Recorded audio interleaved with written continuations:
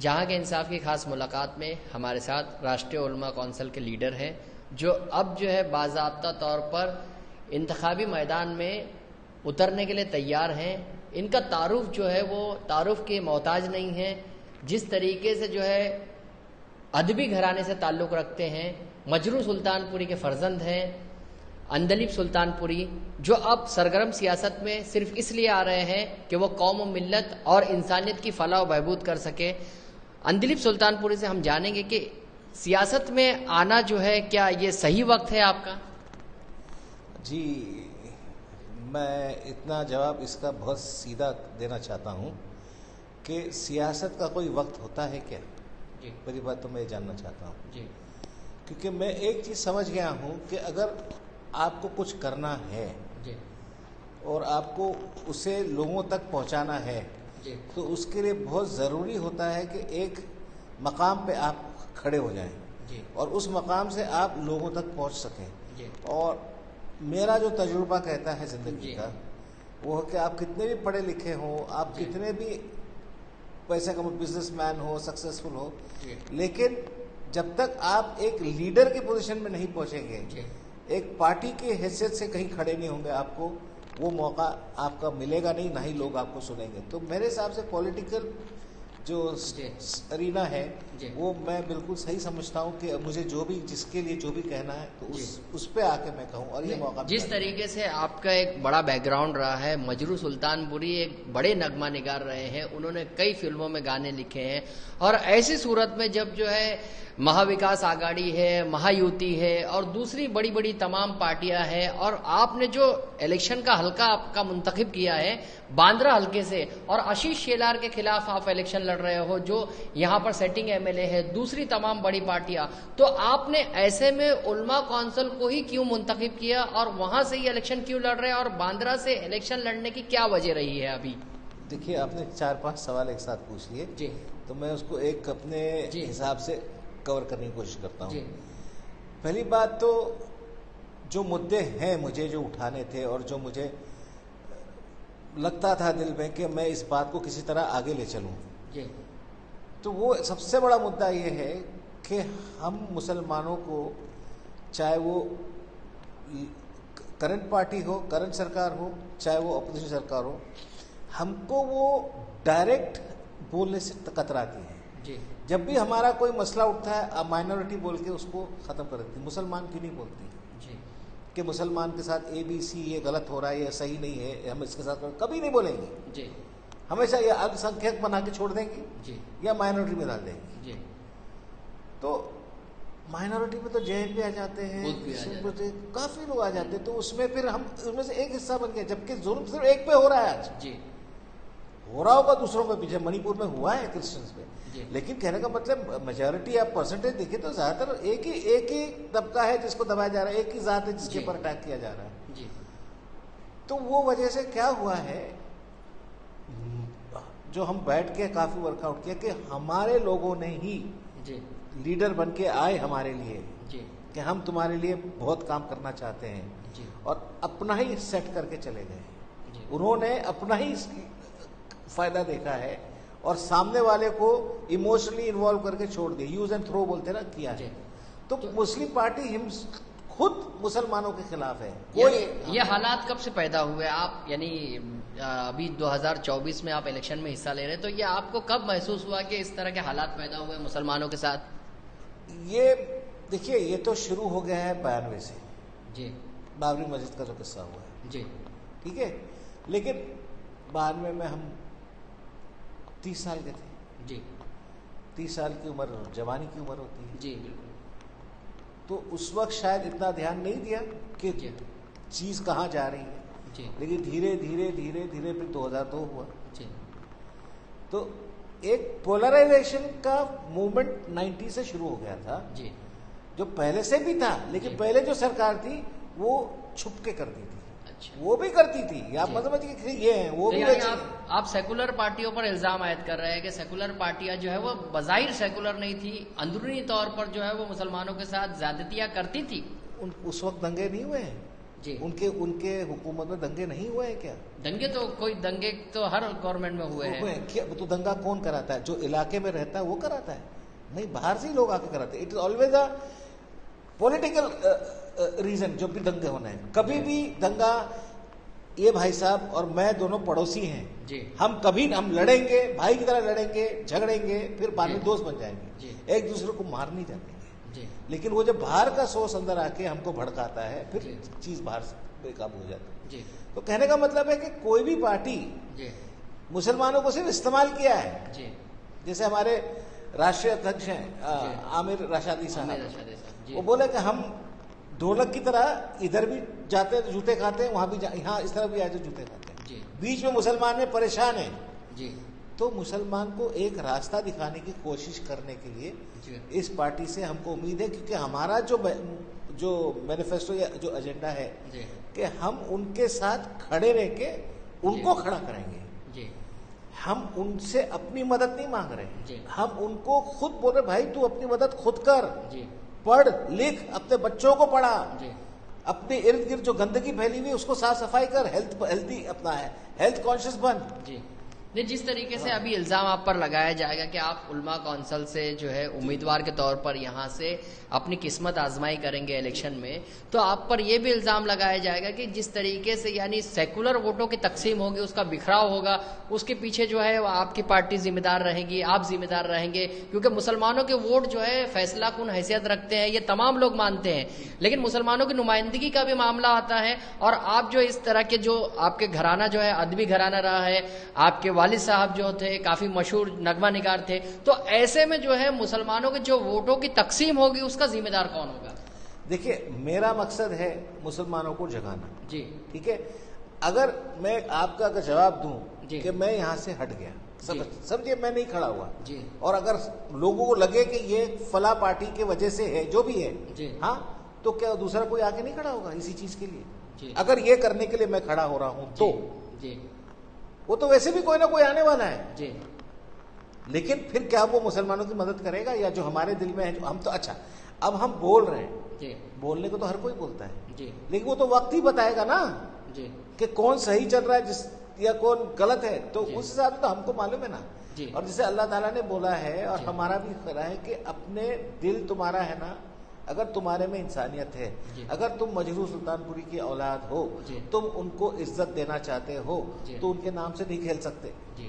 نہیں, آپ کا تو کیا مدعا رہے گا آپ کا, یعنی الیکشن میں کھڑے ہوں گے, آپ کا کیا مدعا رہے گا, کیا پروگرام سے آپ کے سامنے؟ اصل مدعا یہی ہے کہ ان کو اجاگر کرنا, جی, ان کو یہ بتانا کہ تم دوسروں پہ مت سہارا, دوسروں کا سہارا مت لو, جی, تم خود کھڑے ہو, جی, تم بہت بڑی شخصیت ہو, تم بہت بڑی طاقت ہو ہندوستان کی, اور تم ہندوستانی ہو, جی, تم باہر نہیں گئے ہو, تم پاکستان سے نہیں آئے ہو جو تم بکواس کرتے ہیں, تم خود ہندوستانی ہو. جیسے وہ ہندوستانی ہے تم بھی ہندوستانی ہو, تو جیسے ان کا حق ہے ویسے تمہارا بھی حق ہے.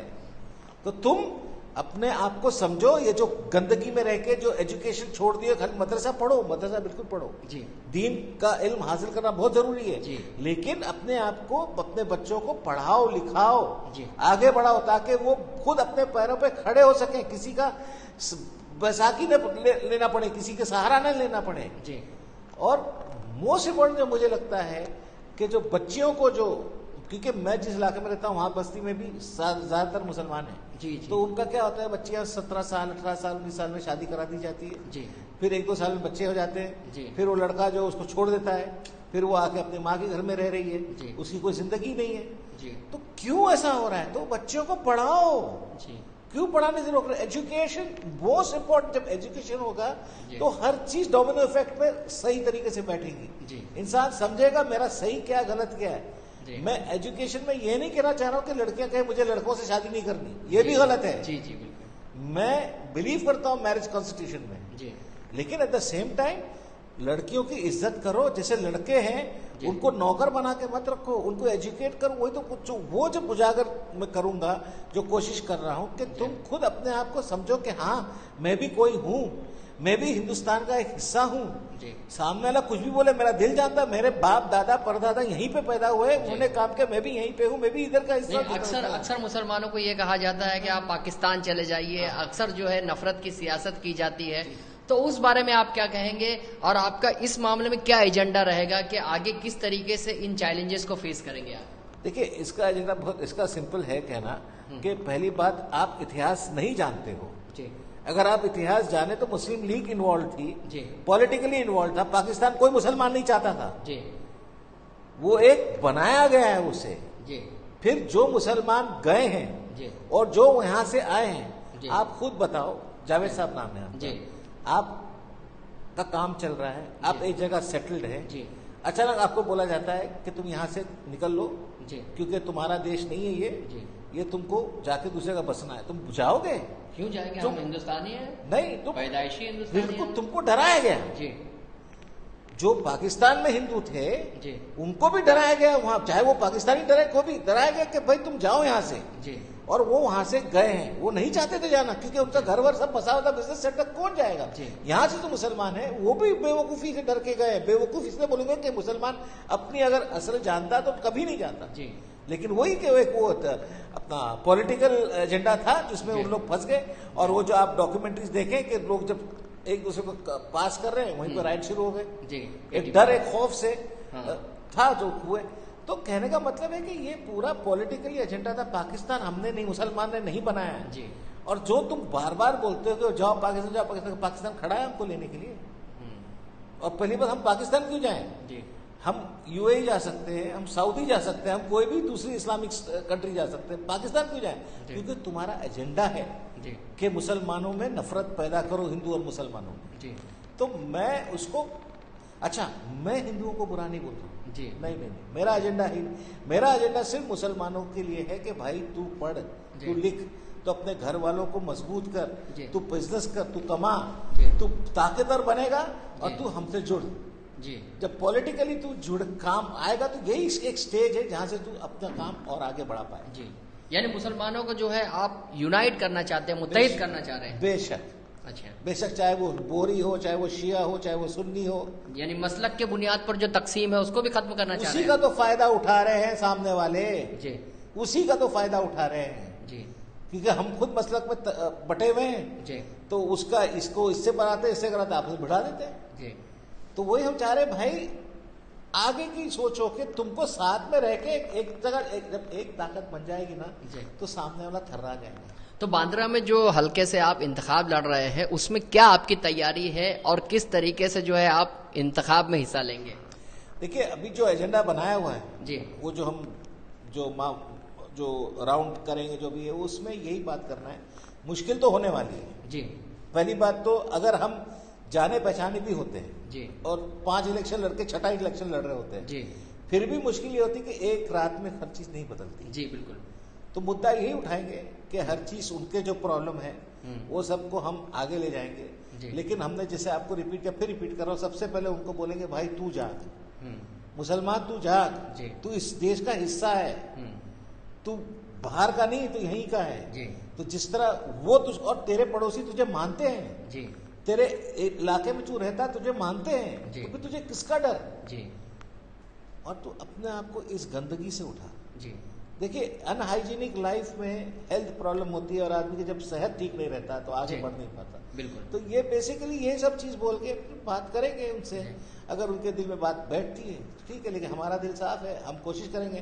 ہم 20 نومبر تک نہیں رکیں گے یا 23 نومبر یا 22 نومبر, جو ہم تب تک نہیں رکیں گے. اس کے بعد بھی ہماری اگر کوئی نہیں ہوا, ہم پھر بھی ہم ان سے ملتے رہیں گے, ہم آگے بڑھتے رہیں گے. کیونکہ اب اس میں آئے ہیں تو کچھ سوچ سمجھ کے آئے ہیں. ایک اس میں ایک مدعا اور بھی تھا کہ والد صاحب کو لے کے, والد صاحب, کہ ان کا آج بھی ایک پروگرام کیا تھا ابھی حال ہی کے 100 سال منانے, رنگ شاردہ میں, اینڈ وہ بھلے وہ کچھ 600-700 لوگ تھے, لیکن انہوں نے اتنا اس کو انجوائے کیا.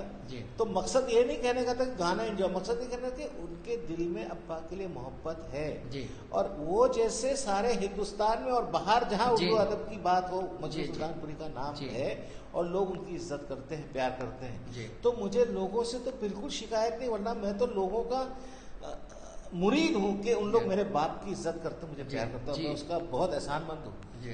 مجھے افسوس کس بات کا ہوتا ہے کہ آگے والی پیڑھی, جیسے ابھی آپ ہی لوگوں میں سے کتنے تھے اس دن جو ارے یہ گانا مجھے صاحب کا ہے، ارے یہ بھی لکھا ہوا ہے. کہنے کا مطلب ہے وہ گانے ان یعنی کئی گانے جو ہے پسندیدہ گانے ہیں، لیکن ان کو پتا نہیں کس نے لکھا ہے. تو آگے والی پیڑھی کو نام کیسے یاد رہے گا؟ جی اگر نام کے ساتھ کچھ جڑا ہو کہ آپ کی گورنمنٹ نے فلاں ایوارڈ دیا ہے یا فلاں یہ بھارت رتنا جسے اعزاز سے نوازا نہیں ہے، جیسے یعنی ان کی خدمات کا جو ہے اعتراف نہیں کیا، فراموش کر دیا گیا، ریکگنیشن نہیں دیا گیا. تو اسی کو میں نے کسی طرح جوڑا ہے کہ جیسے ان کے ساتھ انصاف، میں تو کہوں گا انصاف نہیں ہوا ہے، ناانصافی ہوئی ہے، برابر ویسے تمہارے ساتھ بھی ہونے والی ہے اگر تم اٹھو گے نہیں. جی ان کو جیل میں جب ڈالا گیا، جی ایمرجنسی کے دوران، نہ ایمرجنسی یہ 40s میں ہاں نہرو صاحب نے کیا تھا، جواہر لال نہرو ہمارے پرائم منسٹر، انہوں نے کامن ویلتھ سے جب جوڑا تھا اپنے آپ کو، تو والد صاحب کو بہت برا لگا تھا. انہوں نے کہا تھا، ان کا جو منشا تھا وہ تھا کہ بھائی ابھی ہم آزاد ہوئے ہیں، انہی سے آزاد ہوئے ہیں، اب پھر جا کے انہی سے جڑ گئے. تو اس میں انہوں نے ایک لیبر یونین کی میٹنگ تھی، اس میں انہوں نے ایک نظم پڑھی تھی جو نہرو کے خلاف تھی. اس پہ ان کو برا لگ گیا، یا گورنر تھے موراجی دیسائی، اب ارسٹ وارنٹ نکال لیا. 50 کی بات کر رہے ہیں، اور ان کو پھر 2 سال جیل میں رکھا گیا. اور 51 پھر اپنا فریڈم ایکسپریشن کانسٹیٹیوشن میں امینڈمنٹ آیا ہے. تو as a victim, first victim freedom expression میرے والد مجروح سلطان پوری رہ چکے ہیں. یہ تو کسی کو پتا نہیں ہے، آپ مجھے بتا رہے ہیں، یہ تذکرہ جو ہے کوئی نہیں کرتا ہے اس بات کا. جی بالکل. تو he has been the first victim of freedom expression. لیکن جب وہ جیل میں گئے تو وہ جیل میں بجائے اس کے ٹوٹ جائے، انہوں نے بولا کہ روک سکتا ہمیں زندہ نے بلا کیا مجروح، ہم تو آواز ہے دیوار سے چھن جاتے ہیں. دیکھ زندہ سے پرے رنگ چمن جوش بہار، رقص کرنا ہے تو پھر پاؤں کی زنجیر نہ دے.